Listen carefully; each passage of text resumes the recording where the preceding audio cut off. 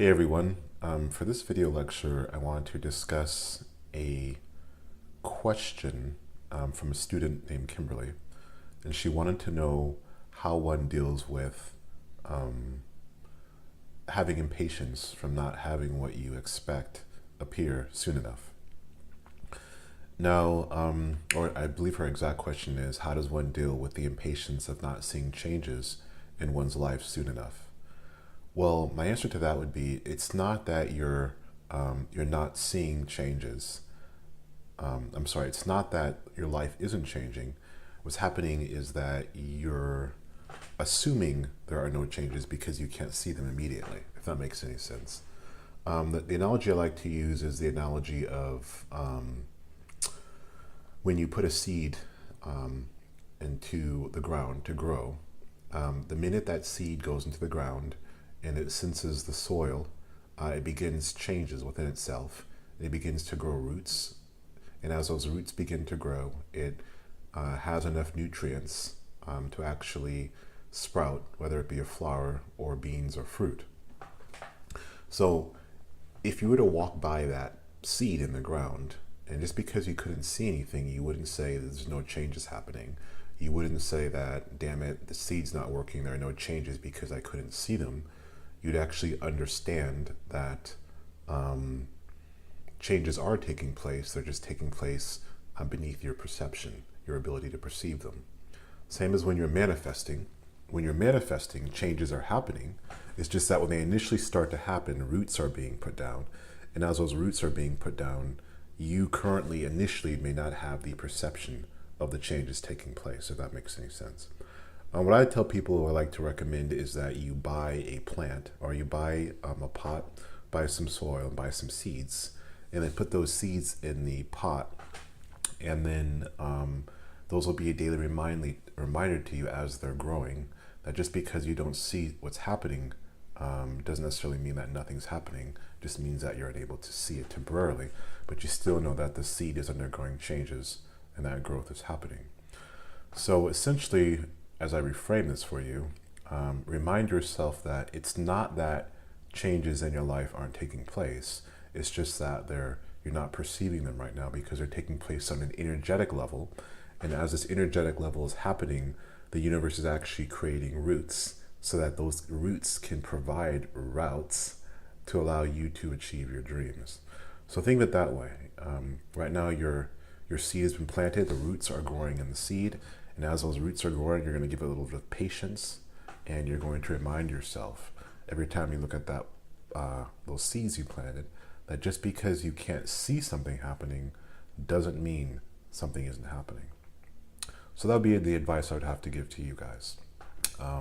Once again, as I repeat myself, because repetition is really good for learning, remember, it's not that anything isn't changing. It's just that initially you may not see the changes, just like you can't see roots growing out of a seed when the seed's beneath the dirt.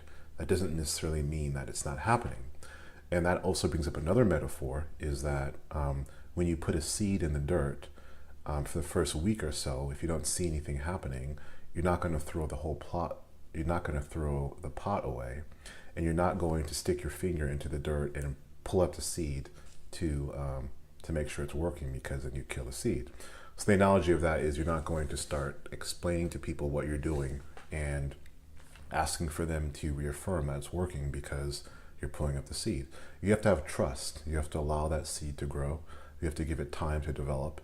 And every time you're manifesting, what you're essentially doing is you're watering the soil, and you're adding more rich soil nutrients to allow that seed to really grow and develop into the fruit that you desire. Anyways, I hope this lecture is helpful to you. I've also included another lecture from Greg Braden, where he specifically mentions the Air Force and how the Air Force did experiments, and how these experiments helped to verify that the quantum field exists. I apologize for the weird video. I was having problems with the microphone in the last video, so I'm using my phone to record this, but hopefully you can hear me clearly and you can see me clearly, and hopefully the message is coming across. Anyways, I hope this answers your question, and I'm uploading some more videos to answer some more student questions. Thanks.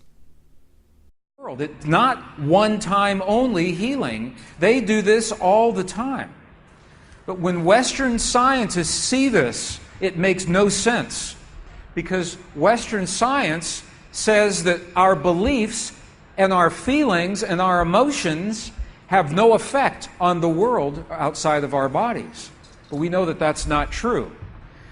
The experiments that we showed just before the break, the 3 experiments, what they showed is that human DNA has a direct effect on our physical world. 1.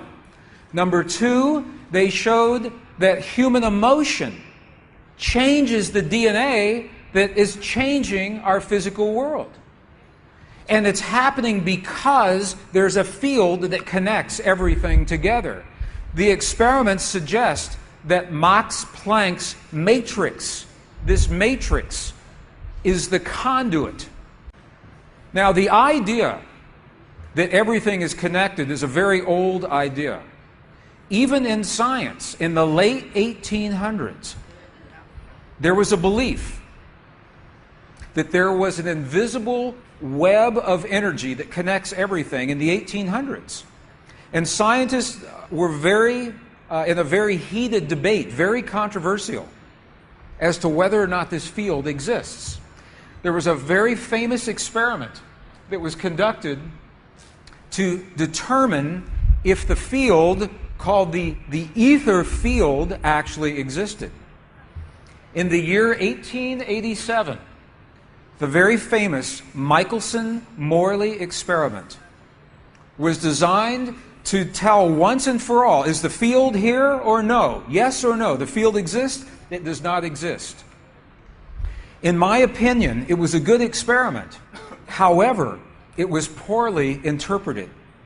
For over 100 years, our science has been based in a belief that is incorrect. It's incorrect. Now, this is very interesting. 100 years later, 1986, the United States Air Force repeated that experiment.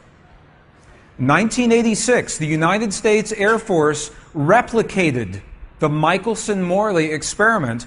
They published the results in the very prestigious journal Nature, the scientific journal Nature. What they found was this. They repeated the experiment with good equipment, much better equipment. The bottom line is that the field exists. They found that the field is actually there. This is reported in August 1986, the journal Nature, volume 322. They said, the field is there. And not only is the field there, it measured precisely the way that Michelson and Morley had predicted 100 years earlier. They just didn't have the equipment to work this out. Now, why don't we know about this? This should have made the cover of every major magazine and newspaper. This should have been on CNN headline news or Sky News. But this changes everything for the scientists, because the textbooks all say the field is not there. Entire careers are based on the field not being there. And now the field is there.